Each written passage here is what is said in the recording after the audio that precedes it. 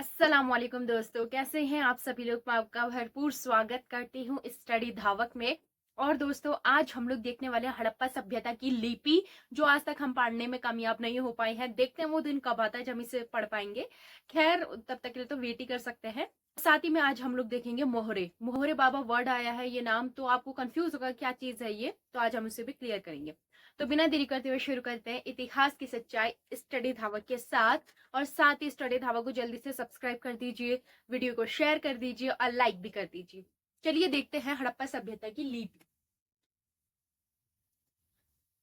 इससे पहले तक अगर आपने हड़प्पा सभ्यता के कोई भी पार्ट नहीं देखे हैं तो उन्हें देखिएगा, एक एक करके सारे पार्ट्स को देखेंगे, तब जाके आपकी क्लियरिटी बढ़ती जाएगी इस सभ्यता के बारे में। सभ्यता का मतलब क्या होता है ये सब मैं ऑलरेडी बता चुकी हूँ, ठीक है।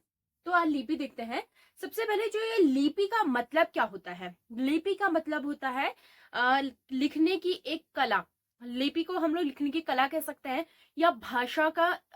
आपको पता ही है कि अगर हम एक दूसरे से संचार कैसे कर पाते हैं, मतलब संवाद कैसे करते हैं, एक दूसरे से कैसे बात कर पाते हैं, जब हम दोनों के बीच में कॉमन लैंग्वेज होती है तब जाकर हम लोग एक दूसरे से इंटरेक्ट कर पाते हैं। बाई चांस मुझे कोई लैंग्वेज आती है, आपको कोई लैंग्वेज आती है, तो हम दोनों एक दूसरे को समझ ही नहीं पाएंगे। मतलब हमारी भाषाएं एक दूसरे को कभी मेल ही नहीं खा पाएगी, तो हम क्या कहना चाहते हैं हम एक दूसरे की बात नहीं रख पाएंगे। तो किसी भी दो व्यक्ति के मध्य में आपस में बात होने के लिए क्या जरूरी होती है, भाषा। भाषा क्या है, एक माध्यम है संवाद करने का, एक दूसरे से इंटरेक्ट करने का, बातचीत करने का, ठीक है। अब उसी भाषा को अगर हम लोग लिखने की फॉर्म में लिख लेते हैं, फॉर एग्जाम्पल जैसे हम इंग्लिश को हम लिख सकते हैं, हिंदी को लिख सकते हैं, मराठी, गुजराती, सारे लैंग्वेज जो हम बोल पाते हैं उसे हम लिख भी सकते हैं। हाँ, कुछ ऐसे लोकल लैंग्वेजेस होती है जिससे सिर्फ वो बोला जाता है। तो कुछ भाषा ऐसे होती है जिसे बोला जाता है और साथ ही उसी भाषा में भी लिखा जाता है। तो उसे हम कुछ लिपि के रूप में, मतलब एक तरीका होता है लिखने का। जैसे कि हमारी हिंदी भाषा है, उसके लिखने की जो लिपि है वो क्या है, देवनागरी। मतलब देवनागरी, जैसे देवनागरी में हम हिंदी में एक को ऐसे लिखते हैं, दो को ऐसे लिखते हैं, वहीं इंग्लिश में हम 1 2 3 इस तरीके से लिखते हैं। तो यहीं पे बात तो एक ही है, लैंग्वेज तो एक ही है, मतलब हम से किसी संख्या को गिन रहे हैं, बट देखो लिखने का तरीका चेंज हो गया। ये देवनागरी लिपि में है और ये इंग्लिश में है, तो इससे क्या होता है, चेंज हो जाता है तरीका। तो लिखने का जो तरीका होता है उसे हम लिपि कहते हैं। तो इनका जो लिखने का तरीका है वो हम आज तक समझ नहीं पाए कि आखिर ये किस चीज को, मतलब क्या बताना चाह रहे, क्या लिखना चाह रहे। जिस दिन हम इनकी लिपि पढ़ने में कामयाब हो जाएंगे उस दिन हम सब कुछ जान जाएंगे, ठीक है। तो हमें ये देखना है कि इनकी लिपि में क्या खासियत थी, ऐसी क्या बात है जो हम आज तक अभी तक समझ नहीं पाए, ठीक है। तो इनकी लिपि की कुछ खासियतें आपको लिखना है, तो ऊपर से डालिएगा विशेषताएं। सबसे पहले कि हमें इनकी लिपि कहाँ कहाँ मिलती है। लिपि तो हमें मिल गया, बस हम पढ़ नहीं पाए। तो इनकी लिपि मतलब किस किस चीजों में ये लिख देते हैं। ज्यादातर हमें इनकी लिपि का ज्ञान होता है मोहरों से। सबसे ज्यादा हमें किस में मिलती है, मोहरों में। टेंशन मत लीजिए, अभी हम मोहर भी पढ़ेंगे। तो मोहरों में हमें सबसे ज्यादा इनकी लिपि का ज्ञान होता है। तो लिखना, मोहरों में सर्वाधिक मिलता, मोहरों में सर्वाधिक मिलती है, लिखना। इनकी लिपि मोहरों में सर्वाधिक मिलती है। हड़प्पा सभ्यता वालों की लिपि मोहरों में सर्वाधिक मिलती है, नंबर 1। उसके अलावा ये लोग बर्तनों में और चीजों में भी यूज करते थे, लेकिन ज्यादा एरिया किसमें है, मोहरों में। मोहर ज्यादा मिलती है, बर्तनों में, बर्तनों में, कुछ औजारों में भी मिलती है, जैसे कि कुल्हाड़ी में, बर्तनों में, कुल्हाड़ी में। उसके अलावा यहाँ पे ताम्र पट्टिकाएं होती थी। ताम्र पट्टिका क्या होती है, जैसे कागज होता है ना, उस वक्त कागज जैसी कोई चीज तो होगी नहीं, तो कोई ऐसी चीज जिस पर लिखा जा सके, तो तांबे को थोड़ा बहुत गला लिया जाता होगा, एक पट्टी बनाई जाती है। पट्टी बोले तो कुछ इस तरीके का कागज के शेप का ही कुछ। जब ये तांबे को थोड़ा गला लेंगे तो उसमें लिखना आसान होगा, क्योंकि अभी वो द्रव, हल्का फुल्का द्रव अवस्था में होता है, तो उसमें कुछ भी लिखेंगे तो वो आसान होगा। तो उसमें इन्होंने कुछ भी लिखा, लिखने के बाद क्या है, वो तांबा कुछ टाइम बाद सूख गया। अब सूखने के बाद तो वो बहुत हार्ड हो जाता है, क्योंकि धातु है, तो अब उसमें कुछ भी चीज लिखी हुई मिटाई भी नहीं जा सकती है। तो उसके बाद क्या है, ये हार्ड हो जाता है, और जो चीजें उसमें लिखी है वो हमेशा रहती है। इस वजह से आज हम इनकी लिपि को देख पाते हैं, पढ़ नहीं पाते बट देख तो पाते हैं। तो ताम्र पट्टिकाओं में हमें मिली है, यानी कि तांबे की पट्टिका बनाते थे। उसके अलावा मिट्टी की भी कुछ पट्टिकाएं इन्होंने बनाई है। पहले मिट्टी को, गीली मिट्टी होती थी, गीली मिट्टी में कुछ लिख लेते थे, फिर उसके बाद उसको सुखाते थे, फिर आग में पकाते थे ताकि वो और मजबूत हो जाए। तो लिखना, मृदा मिट्टिका, मृदा पट्टिका, सबसे पहले हमें इनकी लिपि के बारे में कब पता चलता है, ये भी कभी पूछा जा सकता है कि कौन से ईयर में हमें पता चला था इनकी लिपि के बारे में, यानी कि इनकी लिपि की खोज कब हुई थी। सबसे पहले हमें पता चलता है 1853 में। 1853 में हमें इनकी लिपि के बारे में पता चला,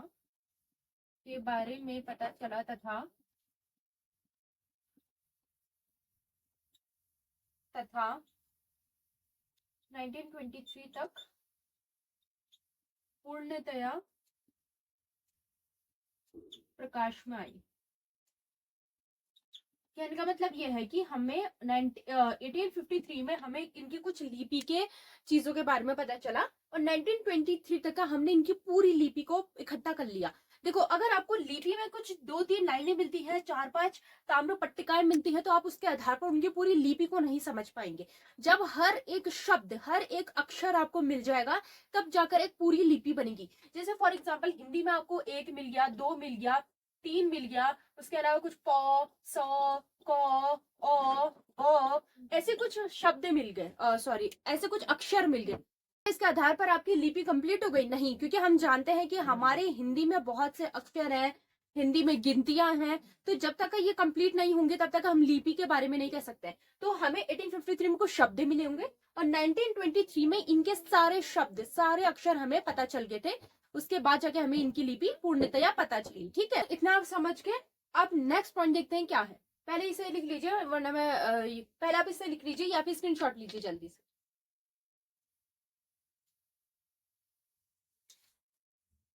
इंपॉर्टेंट चीज कि इनकी लिपि किस फॉर्म में है। जैसे कि हमारी लिपि देवनागरी, इनकी लिपि को क्या कहा जाता है? इनकी लिपि का नाम है चित्राक्षर। इनकी लिपि है चित्राक्षर लिपि। चित्राक्षर लिपि का मतलब होता है इनके बहुत से शब्द चित्र के रूप में बताए गए हैं। जैसे बहुत से शब्द मिले हैं मछली के, तो इनकी जो लिपि है कैसे? चित्राक्षर, मतलब चित्र के रूप में बनी हुई है। तो ये इंपॉर्टेंट है कि इनकी लिपि कैसी है? चित्राक्षर लिपि है। और इनकी लिपि में कुल 400 से 500 शब्द हैं। 400 से 500 के आसपास इनकी लिपि में शब्द है, और चित्राक्षर लिपि में है। और इनके जो अक्षर है, अक्षर में सबसे ज्यादा कौन सा वर्ड मिलता है? एक तो मिलता है हमें अंग्रेजी का यू, इंग्लिश का यू, और एक मछली का चित्र। ये पूछा गया है कि कौन सी ऐसी चीज है जो इनकी लिपि में सर्वाधिक मिलता है, तो मछली का चित्र, मछली का चित्र और यू, इंग्लिश का यू, ये सबसे ज्यादा जगह में दिखा गया है। मतलब इनकी जो लिपियां देखेंगे उसमें सबसे ज्यादा जगह में क्या क्या मिला है? यू, मतलब यू का और मछली के चित्र का बहुत जगह प्रयोग किया गया है। तो ये कुछ ना कुछ आइडेंटिफाई करता है कि मतलब ये बताता है ये शब्द की बहुत ज्यादा महत्ता है कि हर जगह इसका यूज हो रहा है। ठीक है, जैसे हिंदी में हॉ, हम देखते हैं ना हर जगह हॉ, मतलब लास्ट में कोई भी वर्ड कंप्लीट होता है तो लास्ट में हॉ लगता ही है ज्यादातर, मेनली। तो उसी तरीके से यहाँ पर क्या मिला? यू और मछली का चित्र। अब देखते हैं। अच्छा, इनकी लिपि की ना एक बहुत इंपॉर्टेंट खासियत है जो बहुत अच्छी भी है। मेरे हिसाब से अगर ऐसी खासियत आज की लिपि में होता ना, बहुत अच्छा हो सकता है। वो क्या है? देखो, इनकी लिपि ना सबसे पहले दाईं से बाईं ओर लिखी जाती है, दाईं से बाईं ओर। इनकी लिपि में दाईं से बाईं ओर मतलब राइट टू लेफ्ट ऐसे लिखा जाएगा, इस टाइप से लिखा जाता है, राइट टू लेफ्ट। लेकिन अगर अभिलेख एक से ज्यादा, मतलब बहुत ज्यादा लाइनें का होता था, अभिलेख बहुत बड़ा होता था, तो बताओ ये कैसे लिखते थे? इससे ना किसी भी इंसान की स्पीड बढ़ सकती है। पहले क्या लिखेंगे? ये दाई से बाई ओर लिखेंगे, फिर यहीं से नीचे मतलब बाई से दाई ओर, फिर दाई से बाई ओर, बाई से दाई ओर, दाई से बाई ओर, बाई से दाई ओर, मतलब कुछ इस प्रकार का ये चित्र बनता था। अब आज सोचो, देखो फॉर एग्जाम्पल मैं लिखती हूँ 1 2 3 4 5, अब मुझे यहाँ से रुककर यहाँ वापस नहीं आना पड़ा। देखो हम कैसे लिखते हैं 1 2 3 4 5, अब यहाँ से यहाँ मतलब एक गैप हुआ, 1 सेकंड का लगभग लगभग गैप लगा। उसी तरह अगर मैं लंबी सी लाइन लिख रही हूँ, वहां से यहाँ आने में मुझे करीबन 2 सेकंड का गैप लगेगा। लेकिन यहाँ पे देखो जल्दी लिखने का तरीका, 1 2 3 4 5 6 7 8 9 10 11 12, देखो रुकना ही नहीं पड़ा, मेरा हाथ रुक ही नहीं रहा है, चलता जा रहा है। मुझे मतलब आगे पीछे करना ही नहीं पड़ रहा है, मेरा हाथ बराबर चल रहा है, समझ लो। इस तरीके से होती थी। मतलब इसमें दायना जब लंबा लिखना पड़ता था तो फटाफट लिखने के लिए बड़ा अच्छा तरीका है। अगर ऐसा इंडिया में हो जाए तो बड़ा मजा आ जाएगा, है ना। बच्चों के लिए तो और भी अच्छा हो जाएगा जिनको मेंस आंसर राइटिंग करना पड़ता है, एग्जाम हॉल में बैठना पड़ता है, कितना ज्यादा टाइम लगता है, आप समझते हो। तो अगर ऐसा ही हो कि पहले दायना लिखा, यहाँ आने की जरूरत ही नहीं, उसके नीचे से शुरू कर दो, फिर उसके नीचे से, फिर उसके नीचे से, तो ये बड़ा अच्छा था। तो लिखना, इनकी लिपि दाई से बाई और लिखी जाती थी। लिखना, इनकी लिपि दाई से बाई और लिखी जाती थी। इनकी लिपि दाई से बाई और लिखी जाती थी। और ज्यादा अभिलेख होने पर लिखो, और बड़ा अभिलेख होने पर बड़ा अभिलेख होने पर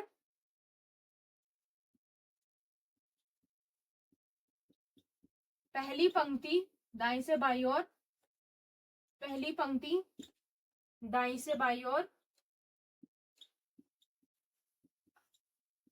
दाईं से बाईं ओर, व दूसरी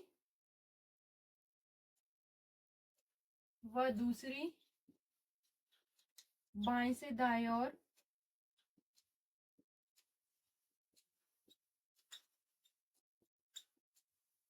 बाएं से दाईं ओर लिखते हुए क्रम चलता रहता था, लिखते हुए क्रम चलता रहता था। मैंने समझा दिया कैसे क्रम चलता था, ठीक है। पहले दाएं से बाएं ओर, फिर बाएं से दाईं ओर, मतलब ऐसे ये क्रम चलाते रहेंगे, ठीक है। इनकी लिपि दाएं से बाईं ओर लिखी जाती थी। अगर अभिलेख बड़ा होता था तो पहली पंक्ति दाईं से बाईं ओर व दूसरी बाएं से दाईं ओर लिखते हुए ऐसे क्रम इनका पूरा कंटिन्यू रहता था, ठीक है। इस टाइप से लिखा जाता ना, इसको एक सिस्टम कहते हैं। वो क्या होता है, इसको एक तो कहते हैं गौमूत्रिका पद्धति, हिंदी में कहा जाता है गौमूत्रिका पद्धति, और इंग्लिश में कहा जाता है बुस्ट्रोफेडन टेक्निक। इस टेक्निक को, इस पद्धति को लिखा जाता है गौमूत्रिका पद्धति, गौमूत्रिका, और बुस्ट्रोफेडन, ठीक है। गौमूत्रिका और बुस्ट्रोफेडन लिख लिया, मिटा दो एक बार, स्क्रीनशॉट ले लीजिए। और इनके सबसे इंपॉर्टेंट खासियत ये आज तक पढ़ी नहीं गई है। बहुत से इतिहासकारों ने प्रयास किया है पढ़ने का। कुछ लोगों ने इसे तमिल भाषा से मिला के देखा, द्रविड़ भाषा से मिला के देखा, मेसोपोटामिया, ईरान, सुमेरियन सारी सभ्यताओं से मैच करके देखा, बट ये किसी से भी मैच नहीं हुई है। दुनिया के सारे लैंग्वेजेस से इसको मैच करके देख चुके हैं, बट आज तक हम इसका पता नहीं लगा पाए हैं। रीजन यही है कि इसके हिसाब की मिलती जुलती कोई दूसरी लैंग्वेज अभी तक है ही नहीं। जैसे फॉर एग्जाम्पल संस्कृत के कुछ शब्द हिंदी में आते हैं, आपने देखा ही होगा। हिंदी और संस्कृत के कुछ शब्द एक दूसरे मिलते हैं। बाई चांस कल के दिन सिर्फ संस्कृत भाषा रहती है, हिंदी नहीं रहती है, सॉरी सिर्फ संस्कृत भाषा रहती है और हिंदी भाषा है, लेकिन हम संस्कृत भाषा को जानने का प्रयोग कर रहे हैं, तो हिंदी और संस्कृत को मिला मिला के बना सकते हैं, क्योंकि बहुत से वर्ड संस्कृत को और हिंदी के सेम टू सेम है। जैसे कि अ, क, प, जैसे सत्य, असत्य, ये सब किसके हैं, संस्कृत के वर्ड है, तो हम इसे हिंदी में भी आजकल यूज करते हैं, आपको पता ही है। बहुत सी लैंग्वेज अब, जैसे कि उर्दू के बहुत से शब्द हिंदी से मिलते जुलते हैं, तो हम क्या है एक दूसरे से रिलेट कर पाते हैं। बट कुछ शब्द हिंदी और हाँ संस्कृत के बहुत शब्द तमिल, द्रविड़ इनसे मिलते जुलते हैं, तो हम एक दूसरे से मैच करके पता लगा सकते हैं। लेकिन इसके लिए कोई द्विभाषी अभिलेख मिला ही नहीं है, मतलब इसके भाषा से रिलेटेड कोई अभिलेख, कोई भाषा नहीं मिली, जिसकी वजह से हम नहीं पढ़ पाए। अभी भी देखो खोजबीन जारी है। मानव दिमाग बहुत ज्यादा है आजकल के जमाने में, टेक्निक्स बहुत ज्यादा है। हो सकता है कि कल के दिन हम कुछ ऐसी टेक्निक खोल ले जिसकी वजह से हमें इनकी लिपि अपने आप ऑटोमेटिक पता चल जाए, कुछ भी हो सकता है इस जमाने में। क्या पता अब आगे आने वाले समय में टाइम मशीन बन जाए, फिर जैसे डोरेमोन एक जगह से दूसरी जगह जाता था, पास्ट में फ्यूचर में हम भी जा पाए, हो सकता है, कुछ भी हो सकता है, ठीक है। तो अभी तो फिलहाल तब तक का इंतजार करते हैं, जब होगा तब होगा। फिलहाल आपको ये लिखना है कि इसमें अभी तक लिपि नहीं पड़ी गई है, ठीक है। अब यहाँ भी होता हमारा लिपि भी कंप्लीट। अब लास्ट देखते हैं हम लोग मोहर, जो एक रह गया था हमारा, वो है मोहरे। मोहरे क्या होता है, मोहर, मुहर, मोहरे क्या होती है मैं आपको बता चुकी हूँ। मोहरे का मतलब होता है कोई भी ऐसी चीज जो अपना निशान छोड़कर जाती होगी। आपने मोहर देखा होगी, जैसे भारत सरकार वो ठप्पा लगाते हैं ना, जब तक का कोई भी मोहर ना लगे, किसी भी संस्था की मोहर नहीं लगती है, वो ऑथराइज नहीं होता है। आपने अपने आय प्रमाण पत्र बनाए होंगे, स्थायी निवास प्रमाण पत्र बनाएंगे, तो उसके नीचे तहसीलदार की मोहर लगी होती है या जिला कलेक्टर की मोहर लगी होती है, साइन होता है। जब तक ये दोनों चीजें नहीं होती है ना, तो वो कागज कोई काम का नहीं है। तो किसी भी चीज को आखिरी रूप क्या दे देता है, मोहर। मोहर से पता चलता है कि ये इस जगह से आई हुई चीज है या इस जगह की। जैसे पहले के राजा रानी क्या करते थे, अगर उन्हें कोई पैगाम भिजवाना तो अपनी मोहर लगाते थे, जिससे पता चल सके कि ऑथराइज्ड है। और वो मोहर कोई और किसी और के पास नहीं होती थी, मतलब जो भी उसमें चित्र होता था, जिस भी तरीके का उसमें कलर का यूज होता था, वैसा कलर और वैसा चित्र किसी और के पास नहीं हो सकता था। वरना लोग तो कॉपी कर सकते थे और कुछ भी आदेश लिख देंगे, बट ऐसा नहीं होता। ऐसा अगर किसी ने कर दिया तो उसके लिए बहुत बड़ी सजा होती थी। तो किसी भी पर्टिकुलर जगह की मोहर सिर्फ उसी के नाम पर ऑथराइज होती है, कोई और उसका यूज नहीं कर सकता है, वरना इसे गैर कानूनी माना जाता है, ठीक है। इससे क्या पता चल जाता है कि ये किस व्यक्ति ने भेजा है, किस जगह से ये चीज आई है। तो हर एक की एक मोहर होती है। मोहर कुछ इस प्रकार से हो सकती है, कुछ मोहर कुछ इस आकार में होती है, कुछ ऐसी होती है। जैसे अगर आप बैंक जाएंगे तो बैंक में भी जब आपके मोहर लगती है तब जाके आपके पैसा ट्रांसफर होता है। आप पैसा डाल सकते हैं, निकाल सकते हैं। तो मोहर का होना बहुत जरूरी है। इसमें कुछ भी हो सकता है। पहले के जमाने में राजा का चित्र होगा या कुछ लिखा हुआ होगा। आजकल उसमें क्या होता है, एक भारत सरकार करके लिखा होता है, और जो हमारा अशोक की लाट बना होता है, जो शेर का मुंह है वो बना रहता है। इससे क्या पता चल जाता है कि ये भारत सरकार की मोहर है। ठीक है। अगर बैंक में तो बैंक का नाम होगा, जैसे कि पंजाब नेशनल बैंक का कुछ इस टाइप से होता है, पीएनबी करके, ये मतलब ऐसे गोलाई में होता है इस टाइप से। तो इससे हमें क्या पता चल जाता है कि ये कौन सी किस जगह की है। तो उसी तरह यहाँ भी मोहरों का यूज होता था, जिससे हमें क्या पता चलता था ये मोहरों का यूज किस लिए करते होंगे, क्योंकि इनको अब कोई आदेश तो पारित करना नहीं है, हो सकता है कि इस टाइम आदेश भी पारित होंगे। ये सबसे ज्यादा यूज होता था व्यापार में। इससे ये पता चलता था कि ये जो पर्टिकुलर वस्तु बनी हुई है ये किस इलाके से आई है। जब ये लोग व्यापार करते थे सैंधव सभ्यता, सुमेरियन सभ्यता, ईरानी सभ्यता के साथ, तो ये अपनी मोहर लगा के भेजते थे, जिससे पता चल सके कि सिंधु सभ्यता के ऑथराइज चीजें हैं। ठीक है। अब वो लोग जाकर किससे व्यापार करते होंगे, मिस्र वालों से, क्योंकि मैंने आपको क्या बताया था कि मिस्र वालों से जो ये व्यापार करते थे इनडायरेक्टली होता था, हम डायरेक्ट नहीं करते थे। सुमेरियन सभ्यता के माध्यम से मिस्र के साथ होता था। अब वही वस्तु जिसमें मुहर लगी है वो जाती थी मिस्र के पास। इससे हमने क्या पता लगाया कि मिस्र में भी सिंधु सभ्यता की चीजें पहुंची है, जिससे हमें क्या पता चलता है इनका व्यापार मिस्र के साथ भी था। तो मोहर में अब हमें यहाँ पर ये देखना है, सब यूज तो मैं भी दिखाऊंगी। सबसे पहले कि मोहरें किस चीज से बनती थी और इसमें क्या क्या चीजें बनी होती थी, क्योंकि इंपॉर्टेंट है कि इन मोहरों में कौन सी आकृति होती थी। तो सबसे पहले लिखना यहाँ मोहरें शेल खड़ी, कांचली मिट्टी, गोमेद, शर्ट, चट की बनी होती थी, इनका आकार की बनी होती थी, चौकोर, आयताकार, वर्गाकार, गोलाकार, अंडाकार, घनाकार आदि आकार में होती थी। ठीक है, ये इसके क्या है, आकार है, ये किस किस आकार में होती थी। बाकी इसमें अब क्या क्या चीजें होती थी, कौन सी ऐसी मेनली चीजें हैं जो इसमें बनी हुई है। सबसे ज्यादा इसमें मिला है एक श्रृंगी पशु। एक श्रृंगी पशु की बहुत ज्यादा मिली है। इससे हमें ये भी पता चलता है कि एक श्रृंगी पशु की जो मोहर होती होगी किसी खास व्यक्ति के पास ही होती होगी, क्योंकि बहुत ज्यादा इंपॉर्टेंट मोहर है ये एक श्रृंगी पशु की मोहर। ठीक है। अगर क्वेश्चन आया कि इनके व्यापार में सबसे ज्यादा किस चीज का महत्व दिखता है, मतलब इनके व्यापार में सबसे ज्यादा किसका अंकन, चित्र का अंकन है, तो आप क्या लिखेंगे, एक श्रृंगी पशु का। इनकी मोहर में सबसे ज्यादा किसके, किस जानवर का महत्व है, तो एक श्रृंगी पशु। तो एक श्रृंगी पशु का आप इनका आर्थिक या राजनीतिक चिन्ह भी मान सकते हैं। मैंने आपको बताया था इनका राजनीतिक चिन्ह भी इसे माना जाता है, क्योंकि बहुत सी जगह एक श्रृंगी पशु का यूज हुआ है। तो सबसे इंपॉर्टेंट मोहर कौन सी होगी, जिसमें एक श्रृंगी पशु की आकृति होगी। कुबड़ वाला सांड, ये भी इंपॉर्टेंट है, मैंने आपको बताया था ये धार्मिक होता था, तो धार्मिक चीजों में भी इसका यूज किया जाता होगा, धार्मिक मुहर लगाने में। बैल, हाथी, भैंसा, जो भी इंपॉर्टेंट इंपॉर्टेंट पशु थे ना उनकी भी ये लोग आकृति रखते थे। ठीक है, आदि। तो सबसे पहले इसमें एक पॉइंट तो ये लिखना, सबसे ज्यादा मुद्रा, सबसे ज्यादा मोहर एक श्रृंगी पशु की है, तो लिखना है सब सर्वाधिक मोहर, सर्वाधिक मोहर। सर्वाधिक मोहर हमें किसकी मिली है, एक श्रृंगी पशु की। जैसे हमें ये अनुमान लगाता है कि ये बहुत इंपॉर्टेंट मोहर रही होगी, और इसका यूज हो सकता है कि उस टाइम पे जो भी राजा होगा, राजा जैसे तो हमें नहीं मिली, या कुछ भी होगा जो संस्था को चलाता होगा, जो बड़ा ट्रेडर होगा वो इसका इस्तेमाल करता होगा।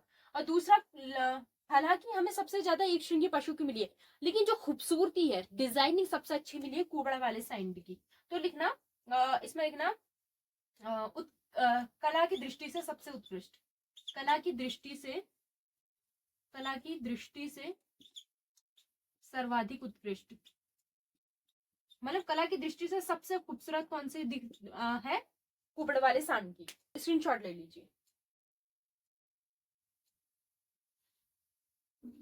बाकी अब और क्या चीज होती थी, ये तो होती थी, मैंने दो चीजें आपको धार्मिक में ही ऑलरेडी लिखा दी है, वो भी इसी में आप एड ऑन भी कर सकते हो।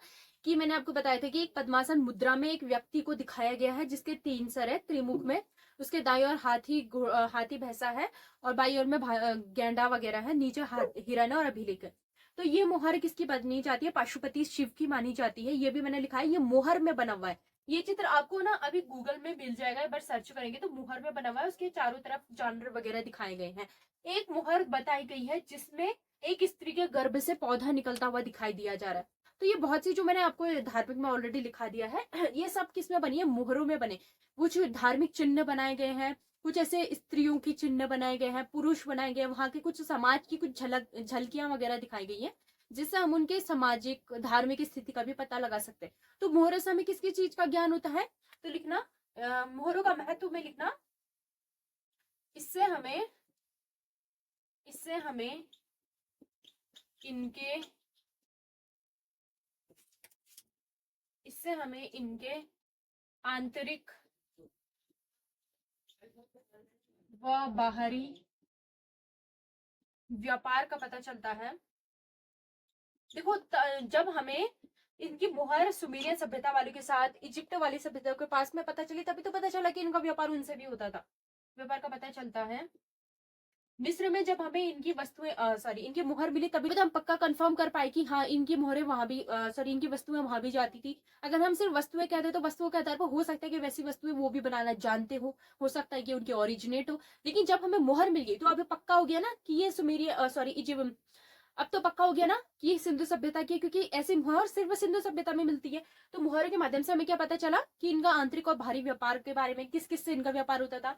दूसरा, इनके बाहरी संबंध पता चले, या फिर आप ऐसा लिखते हैं इनके अंतरराष्ट्रीय संबंध का पता चलता है,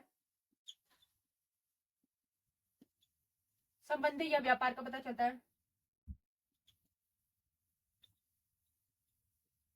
नंबर 2, इनके सामाजिक में कैसे कि इनकी स्त्रियों का महत्व बहुत था। धार्मिक मैंने आपको बता दिया किस किस का मिला है। वह आर्थिक जीवन का पता चलता है, का पता चलता है। ठीक हो गया, तो ये है आप लोगों के लिए इंपॉर्टेंट।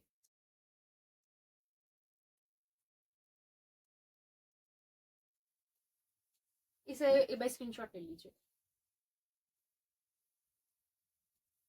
लिख लिया। तो दोस्तों यहीं पे कंप्लीट होता है जो हमारा बचा हुआ पार्ट था, लिपि मोहर सब कंप्लीट हो चुकी है। अब हम इसके आखिरी के बस 2 पार्ट और हमें देखना है। एक कि इनका सभ्यता का अंत कैसे हुआ, ये हम कल देखेंगे। बाकी इनके इंपॉर्टेंट शहर और उनकी क्या खासियत है, ये तो बहुत ज्यादा इंपॉर्टेंट है। ये दोनों चीजें यहाँ से बहुत अच्छे खासे सवाल बनते हैं ये। बाकी मिसलेनियस में जो कुछ हमारा बचा होगा हम देखेंगे। एक बार आप मुझे कॉमेंट भी कर दीजिएगा कि कौन सी चीज मैंने नहीं बताई है। वैसे तो मैंने सब कुछ बता दिया है, कुछ छूट गया होगा तो आप प्लीज मुझे बता दीजिएगा। अच्छा, एक और चीज में अभी मेरे ध्यान में आई कि ये लोग ना लोहे का प्रयोग नहीं करते थे उस टाइम में, धातुओं में इनको लोहे का ज्ञान नहीं था, लोहे का ज्ञान नहीं था। इसको आप नोट कर लीजिए या फिर एक स्टार लगा के लिख लीजिए, क्योंकि ये इंपॉर्टेंट पॉइंट है, बहुत सी जगह पूछा जाता है।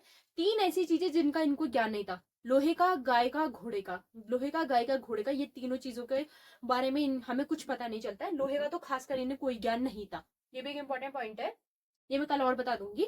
तो इतना आप लोगों ने कर लिया है, बाकी का हम लोग कल देखेंगे, इनकी अंत वगैरह और इनकी इंपॉर्टेंस है। और बाकी आप सब्सक्राइब कर दीजिए, शेयर कर दीजिए। और आप लोग अभी उसमें एक्टिव है नहीं, मेंस आंसर राइटिंग ग्रुप में, तो मैं अभी उसे बंद कर रही हूँ। और साथ ही स्टडी धावा को जल्दी से सब्सक्राइब कर दीजिए, वीडियो को शेयर कर दीजिए और लाइक भी कर दीजिए। चलिए।